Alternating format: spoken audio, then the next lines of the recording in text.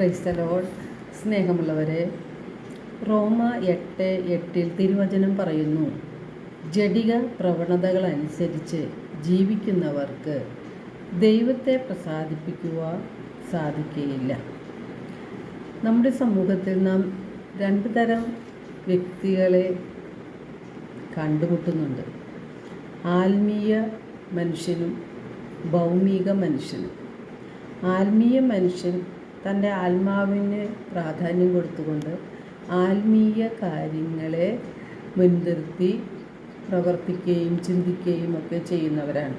എന്നാൽ ഭൗമിക മനുഷ്യൻ ഈ ലോക ജീവിതത്തിന് കൂടുതൽ പ്രാധാന്യം കൊടുത്തുകൊണ്ട് അവൻ ഈ ലോക പ്രവണതകൾക്ക് അനുസരിച്ച്, ജഡിക പ്രവണതകൾ അനുസരിച്ച് ജീവിക്കുന്നു.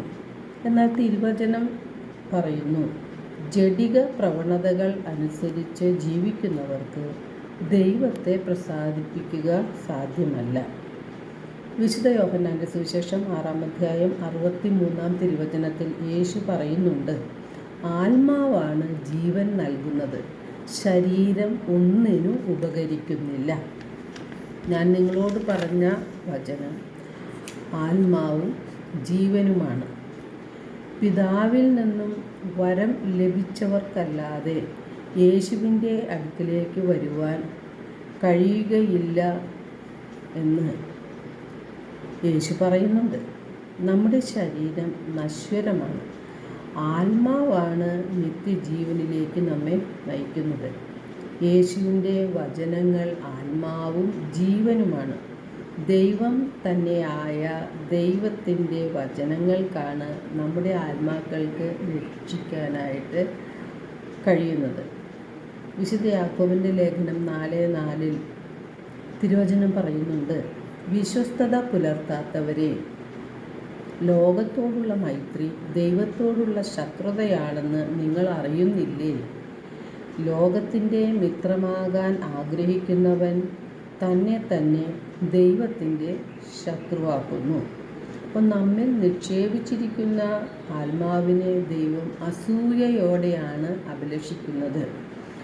ആ ആത്മാവിനെ നിത്യരക്ഷയിലേക്ക് കൊണ്ടുപോകാനാണ് ദൈവം ആഗ്രഹിക്കുന്നത്. വിശുദ്ധ യാക്കോബിൻ്റെ ലേഖനം 1-21-22 തിരുവചനങ്ങളിലൂടെ നാം എന്താണ് ചെയ്യേണ്ടത് എന്ന് വ്യക്തമാക്കി തരുന്നുണ്ട്. ആകയാൽ എല്ലാ അശുദ്ധിയും വർദ്ധിച്ചു വരുന്ന തിന്മയും ഉപേക്ഷിച്ച് നിങ്ങളിൽ പാകിയിരിക്കുന്നതും നിങ്ങളുടെ ആത്മാക്കളെ രക്ഷിക്കാൻ കഴിവുള്ളതുമായ വചനത്തെ വിനയപൂർവം സ്വീകരിക്കുവിൻ. നിങ്ങൾ വചനം കേൾക്കുക മാത്രം ചെയ്യുന്ന വഞ്ചകരാകാതെ, ആത്മവഞ്ചകരാകാതെ അത് അനുവർത്തിക്കുന്നവരും ആയിരിക്കുവിൻ. ഇപ്പോൾ ദൈവത്തിൻ്റെ വചനങ്ങൾക്കാണ് നമ്മുടെ ആത്മാവിനെ രക്ഷപ്പെടുത്താൻ സാധിക്കുന്നത്. വചനമനുസരിച്ച് ജീവിക്കുമ്പോഴാണ് പാപത്തിൽ നിന്നകന്ന് ജീവിക്കാൻ നമുക്ക് സാധിക്കുന്നത്. പാപത്തിൽ നിന്ന് അകന്ന് ജീവിക്കുമ്പോഴാണ് നിത്യരക്ഷ പ്രാപിക്കുവാനും നമുക്ക് സാധിക്കുന്നത്. എല്ലാവർക്കും ഒരു നല്ല ദിനം ആശംസിക്കുന്നു. ദൈവം നമ്മെ ഓരോരുത്തരെയും സമൃദ്ധമായി അനുഗ്രഹിക്കട്ടെ.